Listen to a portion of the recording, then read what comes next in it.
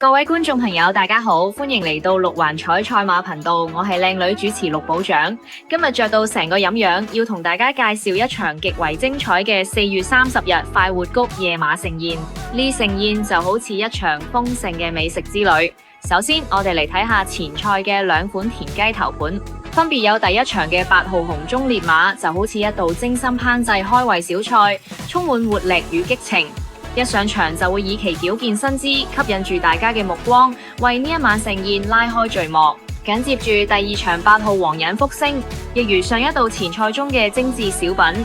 實力不容忽視，有望喺賽場上展現出非凡實力，令大家眼前一亮。而飲品方面，第4場3號樂家福特飲就似一杯香醇嘅美酒，為大家喺觀賽過程中帶嚟清新口感同愉悅嘅享受。佢喺賽場上嘅表現就如同美酒入喉般順暢，值得大家期待。跟住落嚟到主賽環節，第6場7號妙玲瓏乳鴿拼9號鄉村樂韻燴飯，簡直係一絕。7號妙玲瓏喺賽場上嘅表現令人回味無窮，而9號鄉村樂韻則好似一道紮實嘅主食，穩定而可靠，兩者搭配相得益彰。仲有第7場2號金髮盛世拼盤，3號天竺貓屎咖啡伴，12號領航才子吉品包，更係將盛宴推向高潮。2號金髮盛世如同豐盛大盤菜，集各種優點於一身，而3號天竺貓及12號領航才子則係奢華與品味嘅象徵。